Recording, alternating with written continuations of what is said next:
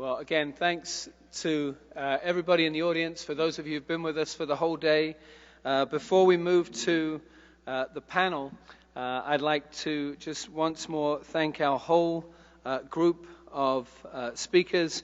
Katie Benton-Cohen from Georgetown led us off this morning. Big hand for Katie Benton-Cohen.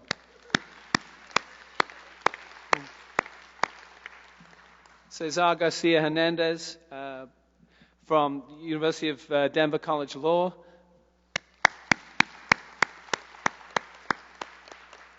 Thomas Jimenez from Stanford University. Alan Kraut from American University. And Patty Limerick from the University of Colorado at Boulder. Patty's going to moderate the discussion among the panelists for about 25 minutes, and then we'll turn to your questions. A number of you have written questions down, and if we get through those, we'll turn to more questions from the floor. Right. Ladies and gentlemen, could we just join in thanking Dean David Robel?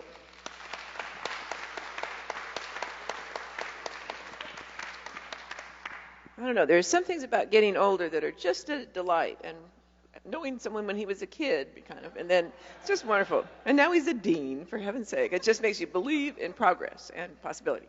So, jumping off from that, this is a subject that we have been covering that does not always raise the spirits. The study of history here can be, and the study of the present can be pretty weighty and can weigh down the soul. So you seem to be people who are on the planet in a pretty, let's take it on way. So with whatever degree of self-revelation you're comfortable with or not, don't do that. But just tell us how you deal with the topic that has such a capacity to impress us with human beings as determined people who persist and so on. We're certainly all that, but I just as soon find out that Madison Grant was a character cooked up for Star Trek and wasn't actually a real person. That'd be all right with me to find out that he was a fictional character. So I don't know, just how do you navigate I don't want to make it so simple as optimism or pessimism or faith in human nature or despair over human nature, but just along that spectrum, not two poles, just say whatever you want to say about how you yourself take in your knowledge and get up in the morning ready to engage with the world. Well, that's an easy question to start with, isn't it? That really is. Sure. Yeah. There's massive powers back there. The person back there is so powerful. Oh, sorry, no, I'm not using that. The card there it there goes. will get us Okay. going, yeah. I think part of being a historian is being able to put your own life and the world that you live in into a broader context of human experience. And for me, that leaves me with a strange kind of optimism. I'm very optimistic about the human condition, and I'm very optimistic about the immigrant experience. And I'm optimistic about it because I've seen it work, both in terms of my own family, but also in terms of previous experience. And so, at one point I ran into Sam Huntington, who I mentioned in my talk, at the Politics and Prose bookstore in Washington. And I said to him, that's a really pessimistic view. Yeah. And he said, and yours is so optimistic. And I said, yes, it is, because I think having seen in my own family the process of migration and integration into a new society, I know that it works, it has worked, it is working, and I see the fruits of it. And that makes me optimistic. And that doesn't mean that it's easy or that it's the same experience for every group that comes to the United States, but that in the long arc of history, which Martin Luther King talked about as bending toward justice, for me the long arc of history bends toward the success of the immigrant experience at being an important part, a crucial part of the American success story. And so I find myself always very optimistic that all of the defeats are kind of short-term setbacks rather than a defeat of the endeavor, the larger endeavor.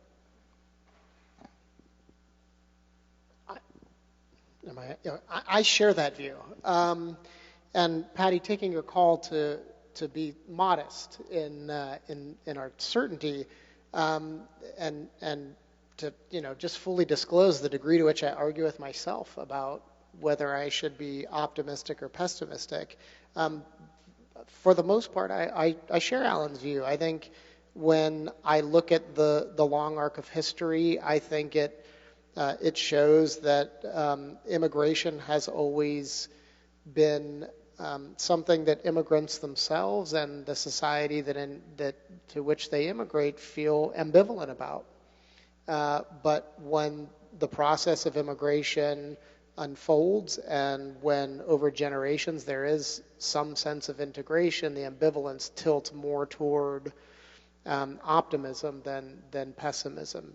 Having said that, that's cold comfort to people who are living in the conditions that Cesar described. It's cold comfort to people who are trekking across the Sonora Desert and across rivers and across the Mediterranean. And so I don't want to be so optimistic as to ignore their plight and act as though whatever happened in the past will work itself out in the future and sort of solve all their problems. But when I think about the role that immigration plays in the United States, I'm very much in agreement with Alan's view. And it also comes from my own family. My father was undocumented. My father was deported when he was in 8th grade and came back legally, and that legalization made a huge difference in his life. And so some of this is biographical, and it turns out it corresponds with the data. So I can't choose the kind of optimistic or pessimistic thing. I think I'm both, and I actually think that's a perfect reflection of how immigrants feel about the process of gain and loss and how American society feels about the process of change that immigrants bring with it. For me, I think it comes from a sense of what's the alternative. I have to be hopeful. If I'm truly a small d Democrat, that is somebody who believes in this experiment in democracy that is comprised of, that was hatched up and comprised, breathed life into by fallible people, by people who are imperfect, by people who are contradictory, complicated human beings, then every step of the way is going to reflect all of those contradictions. There are going to be missteps. That's inherent in the process of this experiment in democracy that we call the United States of America. And so for me, it's a question of, I think it boils down to, well, this is the next step that I want to see this political community take. And so I have to be willing to believe that this political community that I have the great privilege of being part of can do that. Because if we don't articulate that vision, it's certainly never going to happen on its own.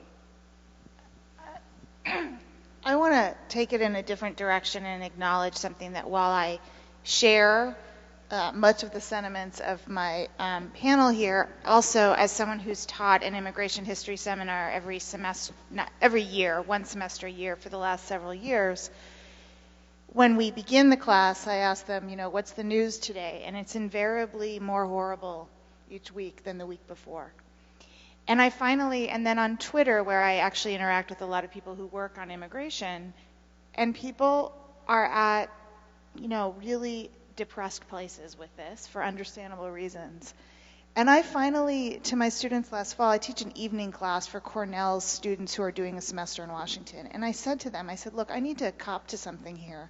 I need to acknowledge my own privilege in this. I have outrage, but this is not going to affect me personally in the way that it's affecting millions and millions of people, both in the United States, but of course around the world as they try to seek asylum or refugee status or legal status or cross deserts. And I said, there's something in me that can't express the level of emergency that this is. But please understand that my emotional limitations are not a reflection on how severe this moment is, right? And I felt like I just couldn't proceed as normal without recognizing that there's something in my makeup that, and also my position of privilege, that I wasn't going to fall apart in the classroom over it. But I said, if you do, it's understandable, right? So that's one piece. The other piece goes back to my piece about empathy and what I think has to be a kind of radical empathy that we have to share. I think there are a few people out there, and I unfortunately think one of them is in the White House, who lack the fundamental tools to practice empathy. But I think those people are rare.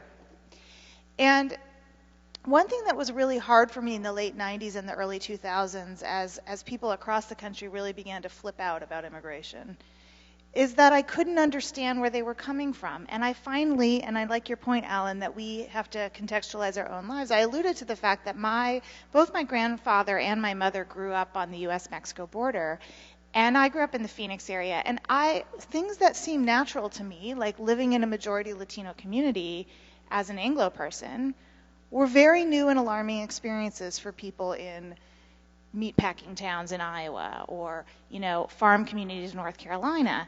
It doesn't excuse xenophobia, but it does help me understand that some people out there were experiencing new things that seemed not new to me. And that I have to practice a kind of radical empathy of saying, how can we get past that? And I think that point that Alan makes about assimilation takes time, or immigrant integration, and we all need to be involved in various ways, helped me to see, okay, they're on one point of a process that I see because of my own unique family history, not because I'm better than them. And so I try to return to that to understand where these fears come from and not be paralyzed by them. So that's what I would say about that. Thank you. Those are all great answers. So, David, I'm going to sort of be interweaving questions from the audience along with my own, because we do have one that goes directly to that, a question about empathy. Some people say that a rapid influx of migrants makes them feel like strangers in their own town, their own country. They fear no longer feeling at home in the only home they know. What would you say to such people about their feelings and their fears? You just have spoken of that, but Tomas, especially if you would talk about the established society and its complexities and jangledness, and because I will just say one of the things that makes you think, okay, assimilation to what?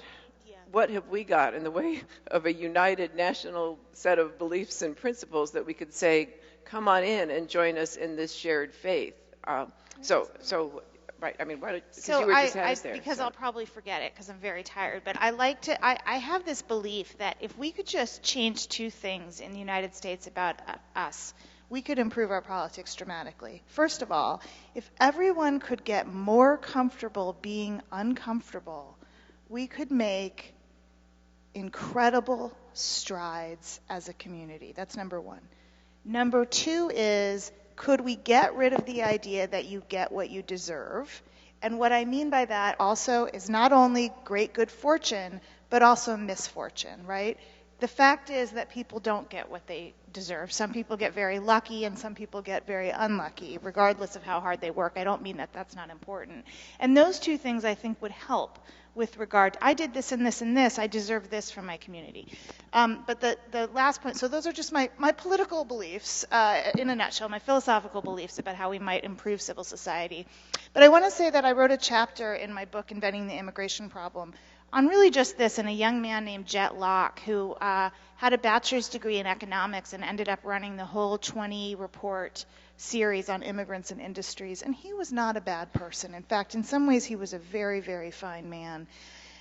He got caught up in this. He grew up in a small town in West Virginia as a descendant of a Scots-Irish railroad station master, and he could not himself assimilate to the reality of all of these communities that he visited that had new immigrants that were, Bohemian or Slovenian or Polish or what have you, and he couldn't get past it. It bothered him so much. And he understood that they might assimilate over time, but that there were too many of them.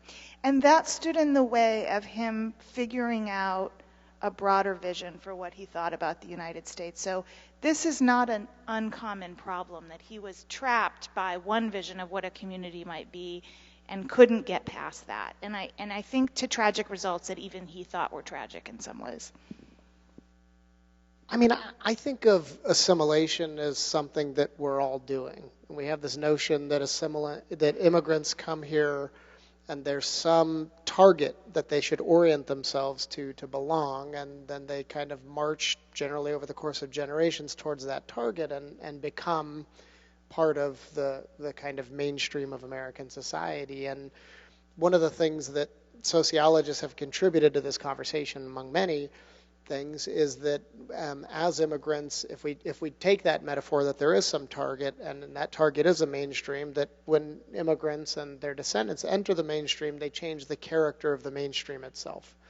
When we talk about the imprint that immigrants have had on American society culturally, politically, demographically, many of those changes bear their most prominent imprint on things that we now take for granted as normally American. Teddy Roosevelt said there are no hyphenated Americans, and to be American today is to describe yourself in hyphenated terms. The idea of the Judeo-Christian American society, there was no Judeo in there at one time, and the Christian part certainly did not include Catholics. And this is not to mention a number of things that we regard as normal American things we eat, words we say, songs we sing, that have their roots in immigrant populations. But to answer that question more directly, what would I say to somebody who said there are all these immigrants coming here and I'm having trouble getting used to it, is to go back to that notion that assimilation is a two-way street, and the changes that happen are a result of people interacting, repelling each other, struggling through what is a bumpy process of getting accustomed to one another. And the same sense of gain and loss that immigrants feel, the same sense of gain and loss that the children of immigrants feel, has a kind of synonym on the part of people who are well established in a place. When they see a population show up that they don't recognize, that have different skin colors, that speak a different language, practice different religions, there's a profound sense of gain and loss. And that sense of gain and loss tends to attenuate over time. There are a lot of cities in the Midwest have changed pretty dramatically in the last 3 decades. In social science, we call them the new gateways. There are new gateways in Oklahoma. And it turns out that they're not so new gateways anymore. They're not that new. There's an adult second generation living in these gateways. And some of the social scientists, I actually think, have been behind a little bit on this, but some of the media reporting on places in Iowa, for example, show that there was a lot of conflict at first, and that as people kind of got used to being around one another, that conflict kind of gave way to something quite different. There's a sociologist, one of the founders of sociologists named Robert Park, who talked about an assimilation cycle. And I think there's a lot of people have rejected that notion. I actually think there's some truth to it. I think the unsettled quality is a part of the American experience. And while this may be a strange statement, we're actually better at it than many other countries in the world because we've experienced it so many times. And the individual who walks into the community store, the community bank, and is troubled by the fact that the clerk doesn't speak English as they anticipate is very unsettling. It's unsettling to have these changes in your world. And yet, we are better at it because we're more experienced with it than many other countries in the world. I gave a paper in Stockholm in 1991, and I remember a government minister saying, no matter who you are, no matter what color you are, no matter what religion you are, if you say you're a Swede and you obey our laws, you're a Swede. I don't think he would say the same thing today.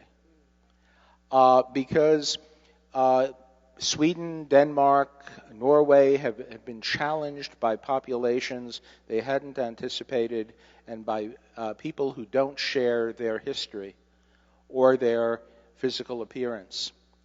And unlike the United States, where we can talk about waves of migration and waves of assimilation, they can't do that. And they're struggling mightily. And I've given talks in Washington to visiting groups when they say, you know, you Americans, you're good at this. You've done this before. We haven't. What's the secret? Can I add a footnote just to that? I don't, at the risk of dominating here. One of the other things is not just that we've done it before, it's that having done it before, it is a core part of a version of American identity that a lot of people hold dear. That to be, that, you know, the idea of the nation of immigrants, which really wasn't a thing until about the mid-20th century, but, and there are competing notions of American identity, but one of them, and the one that I think informs a sense of horror about what's happening today, is that it feels like it is un-American what we're doing. We hold our history of immigration, our history of assimilation, and for some of us, the contemporary wave of immigrants, we hold that as a core part of who we are, not just as an ethnic identity, as a national identity. And so what's happening feels like it is sort of, it is an attempt to puncture that version of American identity that a lot of us subscribe to. I just want to say one thing. When I go to, I mean, D.C., of course, is a very global city, but in a particular kind of way. But when I go to Los Angeles or even, you know, Las Vegas or New York City, and I think about the people who are unsettled by this, I think, honey, that ship has sailed. You know, just get on, you know, that ship has sailed. Like, you're not going to, nativism is not going to work, right? Like, I just feel, practically speaking, you need to move on because it's too late. It's too late. So I have a couple of questions. This one, okay, we live in such a bubble. How can we get these messages to the masses? That makes me just want to annotate that a little, that whatever American people did before in confronting diversity, they were so blessed, and they did not have social media in the picture. That's their golden age in some ways, not in every way, I guess. But that has so scrambled the capacity to misunderstand each other or to lodge in non-communication units. So, but I want to add, so I want you to if anyone wants to say something about how different this last quarter century is from technology, which does shape these things. But I want to add to it this really interesting question that I think we'll all be quite entranced by this.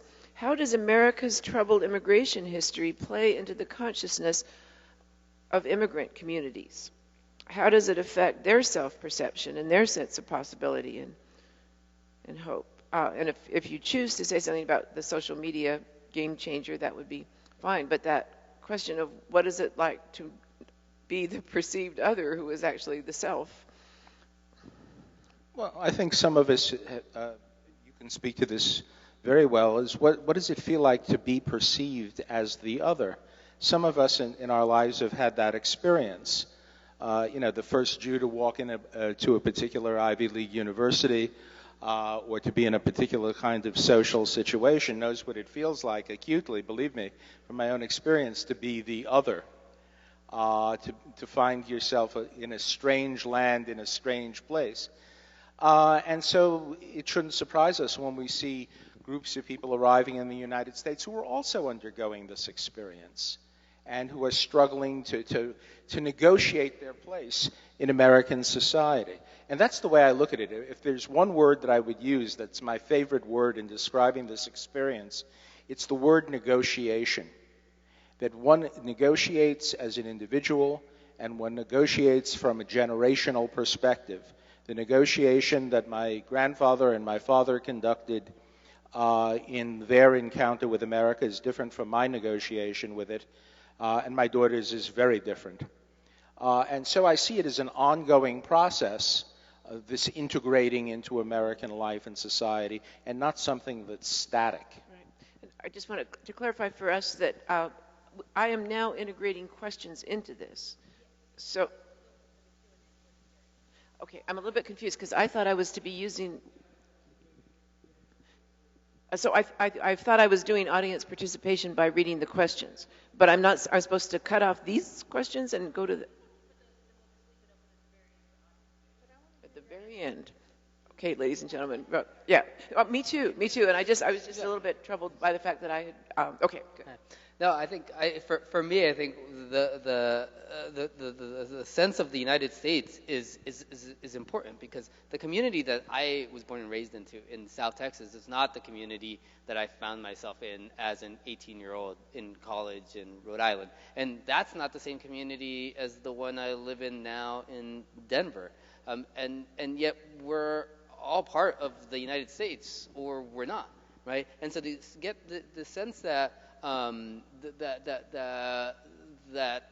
the onus is on people of color, on immigrant communities, to somehow incorporate themselves into the existing community is somewhat narrow for me, because for me the existing community is the inverse. Right? For me, it's not white people who have been in the United States for generations, even if that's 2 generations or 3 generations and not 15 generations, right? For me, it's a heavily Mexican, heavily Spanish-speaking community. And so when I go around speaking Spanish in public today, as I do most days, that is the same way I've operated in my sort of non-professional, outside of academic environments every day of most of my life. That's normal for me, right? And it's not because and so the sense that the United States is being adjusted by immigrant communities, that is certainly on the macro level, that is certainly right, always true. On a micro level, right, it's important to keep in mind that those of us who are the people who are moving, have a very different perspective, right, and one that is equally valid, right, as the folks who are being made uncomfortable by the fact that all of a sudden I show up and I have 4 names and 4 accents, and there's a bunch of Spanish coming out of my mouth. This question, no, okay. Okay, so I think we're going a little bit international here for a moment. I'm going to put 2 questions together. Are there any countries of any size or any location that are enjoying success in assimilating immigrants in a fashion that might serve as an example for the United States?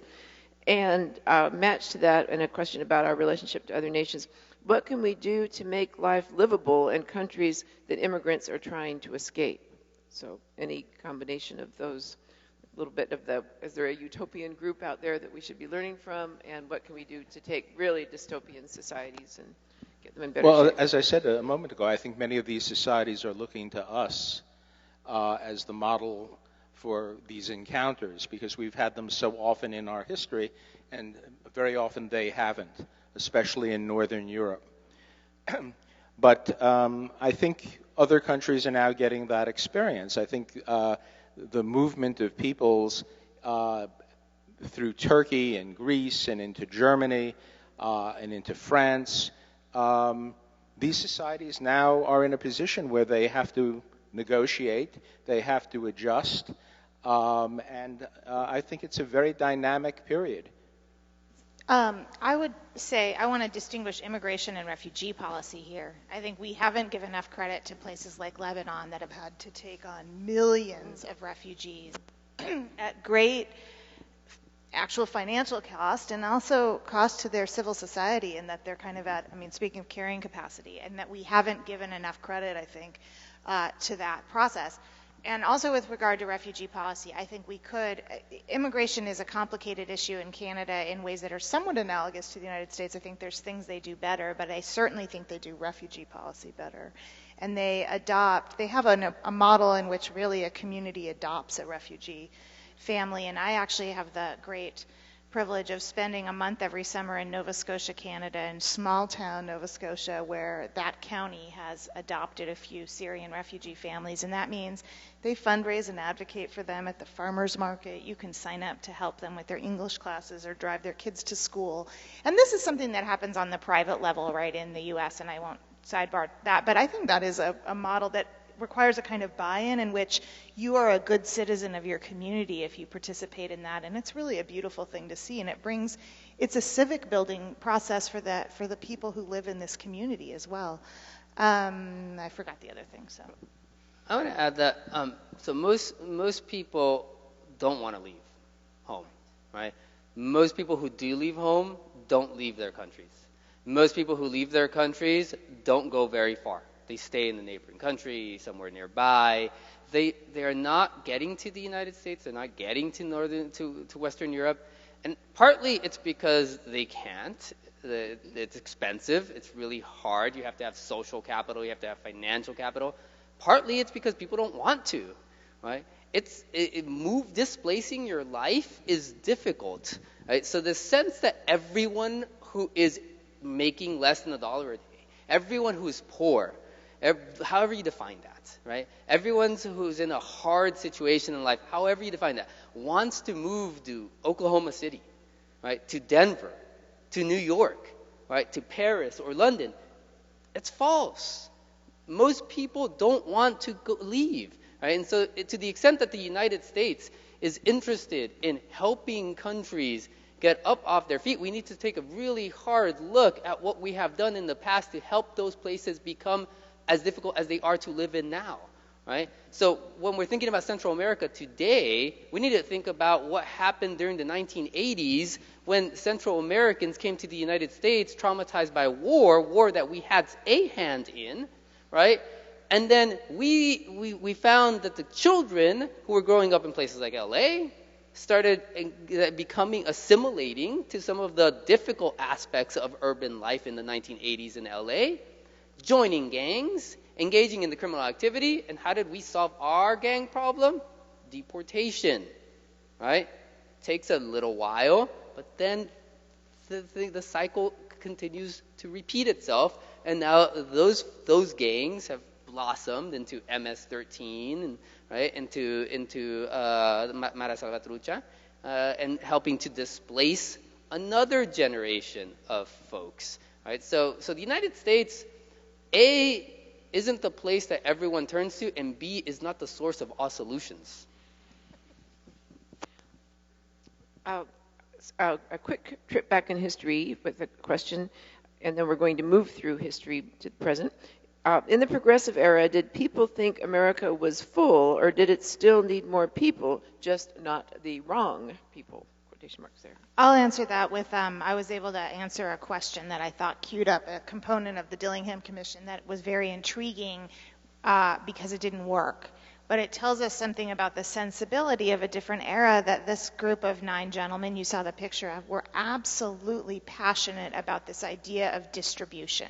And you may have heard of the story, for example, of the Galveston port, where the United States opened a port at Galveston hoping that lots and lots of, and this was at the pressure of Jewish reform leaders, but they were hoping that they could kind of stem the tide of especially Eastern European Jewish immigrants from New York and the East Coast and have them go up through Galveston. In the end, it wasn't as successful as they had hoped, but it reflected a vision that, yes, in fact, there was a big open country out there and that there was plenty of room for immigrants. So this is one of the ways in which I argue that in that earlier period, eugenics, the kind of Madison Grant really disgusting, these people are racially inferior and they're going to bring down the racial stock thing, had not taken full flower. And there was really an idea that, it went along with the anti-urbanism of the day, right? We were still ideologically a rural nation, and there was an idea that we ought to send these folks out to places that needed population, that wanted population. There were Jewish homesteaders in South Dakota and North Dakota. So not a lot, right? Because it turned out not that many of them actually wanted to go. They wanted to go to the Lower East Side. But the fact of the matter is that, yes, there was that idea, and there was an idea that immigrants would be able to do some of that work. There was an experiment of replacing African American sharecroppers in the South with immigrants from places like Italy and Bohemia. Now, this was racist because they thought they might be better workers, but it was also a reflection of African American activism, like, you know what, we don't want these jobs, we're moving north, right? So you can see that as a two-way street as well. Those schemes didn't really work either, but they're one of the reasons why there are tomatoes in some Louisiana food. I just got back from Louisiana because a lot of South Italians ended up in Louisiana for this very reason, and faced quite a bit of discrimination there themselves. So I would say, yes, that certainly was a component of that era. That some areas were full and others Correct. needed. Okay. At what point in time did immigration concerns shift from individuals in Southern Eastern Europe to individuals from Central and Southern America? What were the reasons for this shift in individuals that raised concern in the United States? Go for it. Yeah, I'm going to answer a question about history in the presence of two historians. So, Give it a shot. buckle your seatbelt. 3, I can just point out. Oh, 3. Oh, I'm sorry, Patty. Yes, Okay, yes, thank you. of course.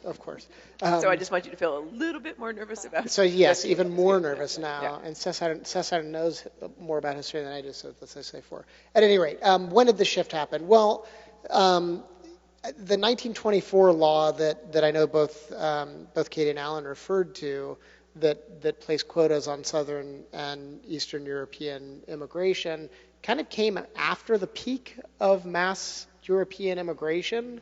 And there was a sense after that, and I'm kind of drawing on a historian named David Roediger's work.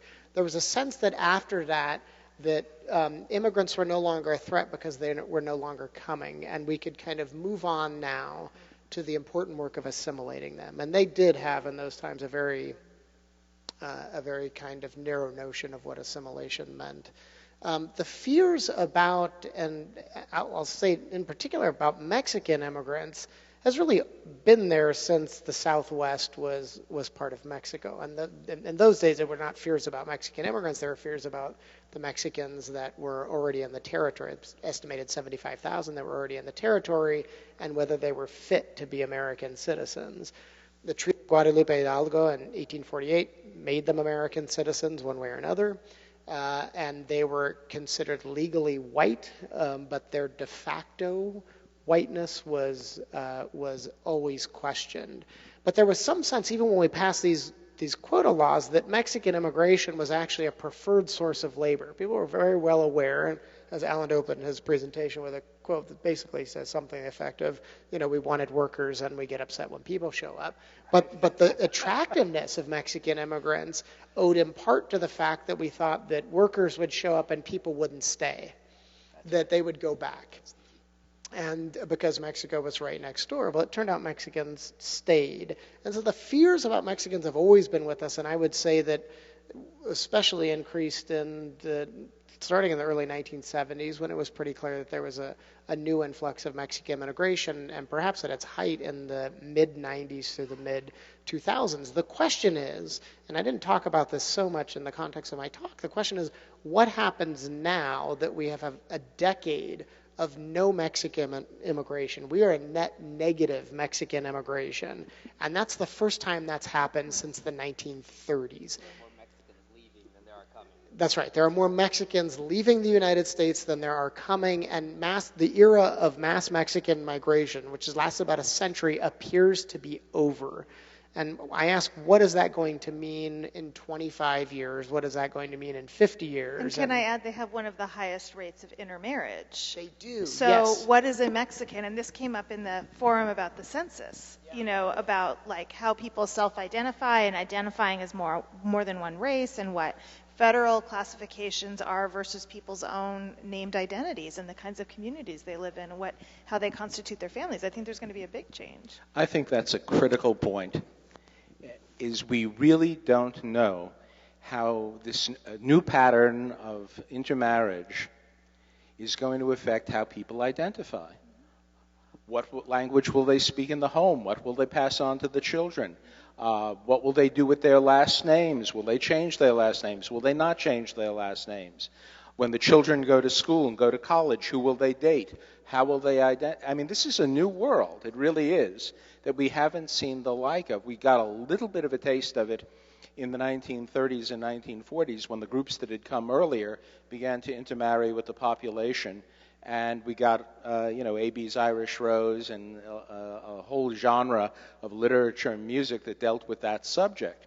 Well, here it is again, and big time, and we don't know how the story is going to turn out. And it's a very important dimension of American history. The other thing I wanted to say is that we went through a period after the Second World War. There was a sharp influx of refugees. Many of my playmates as a child had been born in displaced persons camps, and their parents carried concentration camp numbers on their forearms. But after that period, there was a kind of downturn in American migration. And we don't really see a spike until we see the results of the 1965 Act.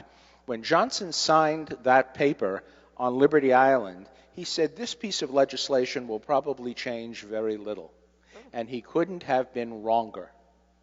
And so by the early 1970s, when you have many more Mexican workers not just crossing the border to do seasonal labor, but wanting to stay, regardless of whether or not they were authorized or not authorized, and you have Vietnamese who are coming as a result of America's departure from Vietnam, and Hmong tribesmen, and Laotians and Cambodians and so on. This is a very new ballgame. And it's still playing out. We're still, in a sense, responding to that influx. I think there's a legalization part to what you're saying, Alan, that's really important. So one of the changes that the Immigration Act of 1965 does, amendments in 1976, is it imposes these caps on the number of Mexicans who could come, right? Before then, for about 20 years, the U.S. and Mexican governments are jointly running the Bracero program, a temporary, decades-long temporary guest worker program. Right, that guest worker program recruits, sometimes through private employers, sometimes through government agencies, but it's recruiting Mexicans to come work primarily in low-paid jobs in the fields. That's how my family starts to come. My grandfather comes to the United States, and my oldest uncles come to the United States. He hates it. He has a horrible experience. He's abused constantly. He once he stops doing that work, he goes back to his community. He vows never to return. He broke that vow, as far as I know, twice. Once for my sister's quinceañera, the Mexican girl's coming of age party. Once for her wedding. Right? Clearly, she was his favorite granddaughter. But yeah, I'm over it, obviously. Right? But that sets the pattern for he stays back in his town, but his sons come, his daughter comes, my mother, right? She meets my father. The rest is history, right? But once that pattern develops, you remove the legalization. And Mexicans are still coming, only now they're coming without lawful authority to come here. And then you have the consequences that we saw on that slide that Tomas put up. Right? Can I just say one more thing that underlined this point, which I think is really important about the kind of fears about migration? And I don't know if it was brought up this morning. Forgive me, I wasn't here on the morning panel. But the idea of the illegal immigrant had to be invented. Yeah. Oh, you did talk about. Never mind then. Can you come? Oh It's no. worth underscoring because it's so important. Yeah, well, it's a very recent invention. Sometimes I talk to groups and they say, or I talk to individuals about it, and they find out that I study immigration, and they say, well, why can't people come the right way? My ancestors came the right way.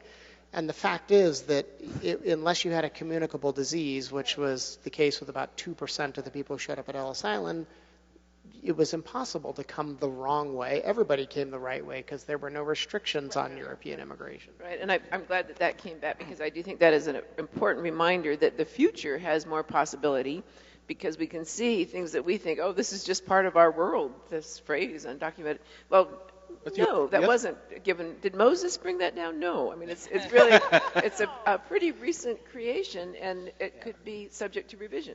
The other part of this is who's going back. I mean, the other part of the Bracero story is that we conducted deportations to try and get rid of the Braceros who had stayed after the Second World War. Eisenhower conducts Operation Wetback in 1957, trying to basically purge the rest of the Braceros that had still been here. Other countries do this too. I got into a tangle with somebody who was a provincial official in Germany. I was giving a talk for the State Department, and I said, in relation to the guest worker program, the Gastarbeiter program in Germany, I said, what do you want from these people? And he said to me, I was in a very bad mood that day, he said, I want them to come to work and to go home. And I said to him, well, isn't that nice? After they've come and their children have entered German schools and learned German and are operating through the German system, now you want them to get the hell out of your country. And this is something to think about as we talk about immigration policy. There are implications for people, for families, and so on. These policies are not just involving one or two people, but several generations sometimes. Right. So I have moved through a lot of the questions, but I think you all just you somehow peered over my shoulder here and got, how has the changing demographic situation of those who are attempting to enter the U.S. legally or illegally impacted the conversation? So I think you just all looked at that and followed that.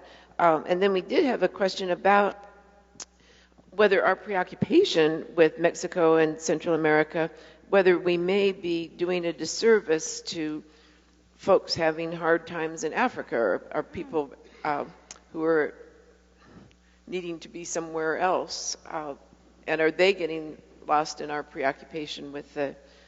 So should we be attending more to people who have reasons to get out of the Middle East, to get out of Africa, and are we losing that as we think? Well, I'd love to hear what people say. One thing that brings to mind that's a kind of paradox, and maybe there's a small piece of optimism, this is a half full, half empty, is, compassion fatigue, and people can empathize more with things that they can relate to or have a direct relationship. And the reality is that the United States has a very direct relationship with Mexico. It has some indirect and sometimes direct relations with Africa, but I think that there's one reason that this is a country that has close to 60 million Latinx, descended people. This is no longer like a story of like immigrants who come to the U.S. This is a central part. I mean, as are African immigrants, but in smaller numbers. You see what I mean? There's a way in which that's the story at home. That's a third of our land mass used to belong to Mexico. So I think that that's one reason, is that's a home story, and it doesn't change the human rights questions of other places, but I think it actually underscores our special relationship with Latin America and the United States. Right. So I think we're supposed to have a few spoken questions from the audience, so I'm just going to go faster. This one is a command to me, which is to acknowledge Drs. Jimenez and Garcia as superior role models for young Hispanics. So I'm I sure shall you just love that. There you go. I will just do that, because why would I not? I love that comment. Let's just stop there. Or talk more about that. Let's talk more about that. That's the only one that was a command. And then I will ask this question, and you'll respond briefly, and then we'll see if we have a couple of questions from the audience. Well, I've had all these questions from the audience. We'll have orally delivered questions. Should we, although I am speaking them too when you think about it. Okay, so, all right, this is getting very confusing. I'm in a multimedia mode here and spinning. So, should we, I think you'll say some really peppy things in response to this. Okay. Should we expect that our immigration policy will change dramatically for the better if our next president is a Democrat? Only if we flip the Senate. Not at all. Not at all? You said not at all. Yeah. I think we'll go back to 8 years of what we saw under President Obama. We had the largest number of people locked up in immigration prisons in the history of the United States until President Trump. Does that matter? Sure. I guess I was too quick to say not at all. Does it matter if you have 55,000 people locked up on a given day versus 35? Yeah, that matters. Is 35 the right number? No, it's not the right number, right? Does it matter if you're talking about how Mexicans are rapists and beheaders? Yeah. Is it okay to do as President Obama did in November 2014 in a primetime speech and talk about how we need to divide the world up into the felons and the families? No, it's not, right? So I mean, we're talking about there are some differences. I should be clear. There are some differences. There are some important differences, and the man in the White House does matter, right? And we're talking about a man Or a woman. Well, But now we're we're not talking about a man. No, we're talking about a man. Right? The man in the White House does matter, right? The old man. But I think that I spent 8 years being critical of President Obama's policies. Immigration lawyers, I think, were running hard under President Obama and have been sprinting under President Trump. So, yeah, I think things will change, but I don't see a return to some romantic era when things were wonderful for immigrant communities, because that's not what was happening under President Obama. I totally agree. After all, President Obama was often referred to as the deportation president, and with good reason. I'm assuming that the Democratic candidate is going to be Joe Biden. Maybe that's a huge assumption, but it's the assumption I'm making at the moment. I don't see him varying from Obama's policies in a significant kind of way. Moreover, my reading of just being around Washington and people who are staffers and so on who I encounter, I don't think there's a real strong sense of will to undertake the problem at this point. I think there are other problems that now have taken priority over immigration in the minds of many legislators and their legislative assistants and all the people who create the agenda of American political life. And I don't think that, though people are talking about immigration, I don't sense that it's a critical part of the political agenda moving forward in the most immediate sense. My immediate response is, oh my God, yes, things will be different. And I stand by that with many qualifications. So even under the You can only Obama... have really quick Okay, even under the Obama administration, the first 4 years were quite different than the second term. Obama, and look, it's a complicated legacy. Obama signed DACA when it was clear that the Senate and the House were not going to do anything on immigration. This president has done everything to rescind DACA, and it's likely to go away. So I do think things will be quite different. Having said that, once a particular apparatus is in place, once a particular policy is in place, it's very hard to undo it. There is a sort of what social scientists call path dependency. Once you're on a path, it's hard to get off it, even with a change in administration. Having said that, I would take Obama's immigration policies back if I had to choose between the two over the current one. Okay. By my cell phone here, we have 5 minutes, and a couple of questions from the audience. I guess that should be the next step. So, and I don't know if we have our microphone. Do we have our microphone, folks? Yes, we do. Yes. Why now that you point him out, he is there, isn't he? Yeah. Yeah. Thank you very much. Question for the whole panel. Though several of you mentioned that the word assimilation has come up, and I missed one of the morning sessions, so if you covered it then, I apologize. But I just wondered if there's room in the discussion for something that I think is one of the major themes of the history of immigration and the history of ethnicity in the U.S. more broadly, and that's the tragedy of assimilation. I think that we speak of it as though it's a good thing. Patty Limerick did a wonderful move of saying, we ought to broaden it, but let me go a little further. I think it's a staple of immigration courses of how, there are two sides of it. There's for immigrant communities themselves and other kinds of ethnically defined communities that part of their strength as communities, part of their source of hope and the ability to go on in the face of tragedy and difficulty is resistance to assimilation and retaining what they came with. I agree with Professor Jimenez about the language thing, absolutely. You're not doing any children any favors by not teaching them English. That aside, there's a whole lot of stuff that the people who, take immigration courses, you read Abraham Kahan and Ansi Jezerska, Ola Rolvag, Jerry Mangione, there's just the sources are just full of how wrenching and what a great, tragic, permanent loss that may be. And then the other side of people who truly welcome immigrants and truly welcome what a much deeper meaning of diversity than I think is current in most discussions today. Antonin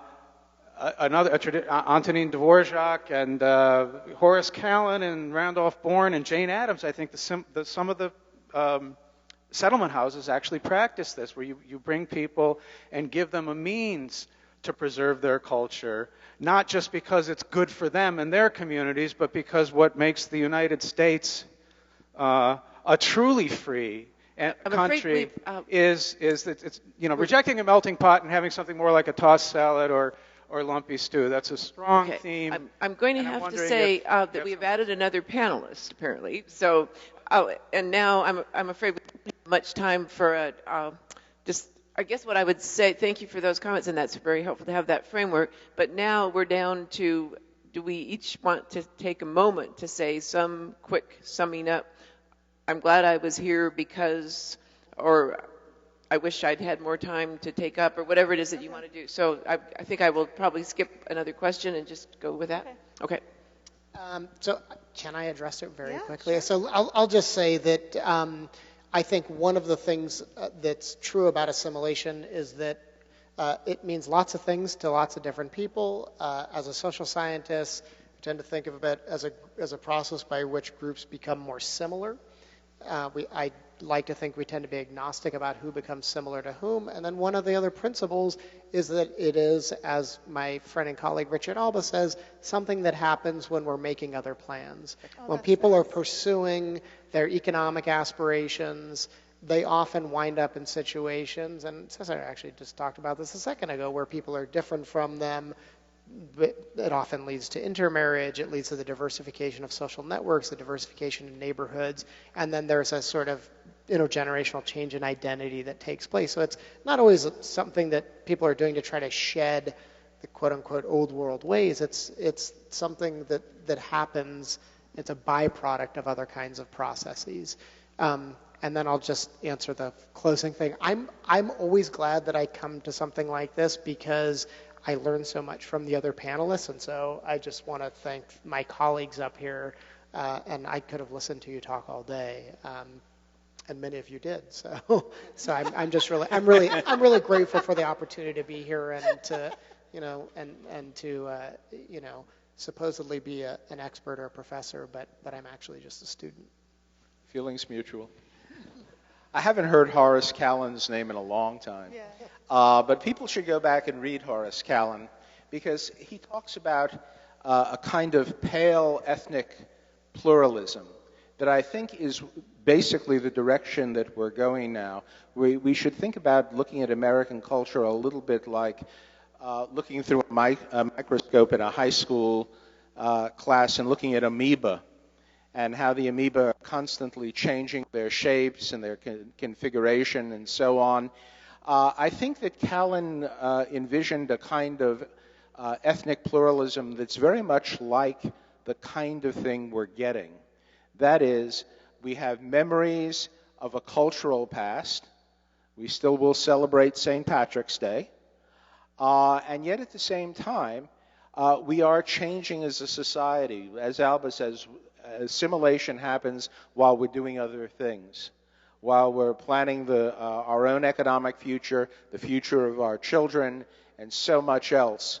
We find ourselves adjusting to American society, conducting what I called before a cultural negotiation, and that, I think, ends us up in the position that Callan envisioned when he wrote about this back in the 1920s.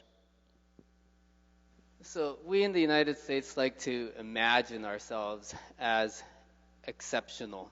It's the mythical city on a hill full of extraordinary people who are in all ways the envy of the world.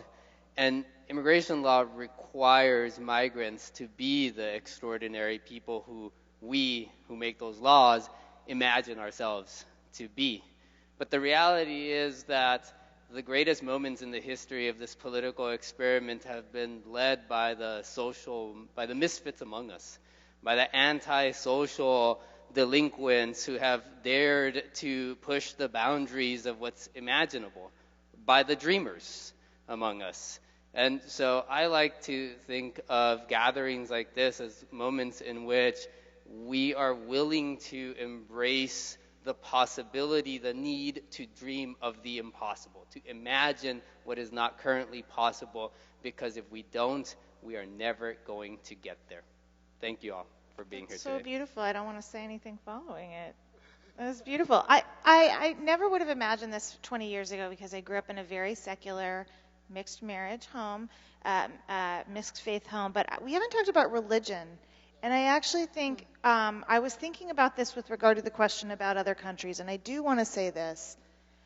I like our model a whole lot more than France's. I think our model of freedom of religion rather than freedom from religion has gotten us a lot farther. I think that the outbursts of anti-Semitism in France are in some part because they're trying to keep the lid on a simmering pot of diversity and diverse perspectives. And I do actually think that model, which of course has to do with some fundamental freedoms more generally in the Constitution, to bring it back full circle to some sponsors here who study the Constitution, is a better model for how we're going to figure this out than the assimilation model. And I guess I'll add one thing. As my husband and my husband grew up in a fairly observant Jewish home, we go to some friend's house in Washington, D.C., and we have a little mantra. WASP is an ethnicity. And we come to observe that everybody has their certain social mores and cultural practices, and not one of them, right, has the monopoly on virtue. And so I guess if we could all remember that, it would be wonderful. And it's been a thrill and an honor to spend a whole day talking about such important issues. Thank you very much. Thank you. Yay.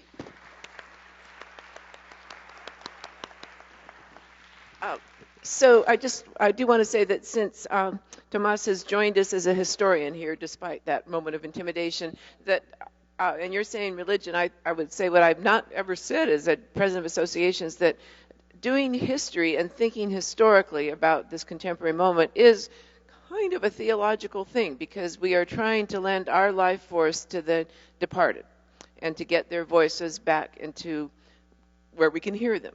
And I don't think that's any denominational remark to make, but I have attended several billion presidential addresses and given them myself, and I've never really heard anyone say that we are here to lend our temporary time on the planet here to getting these voices back. And so all of you are historians, and all of you have lived up to that theological opportunity in every way imaginable. So thank you so much, and thank you, everybody. Thank you all for joining us, and that's...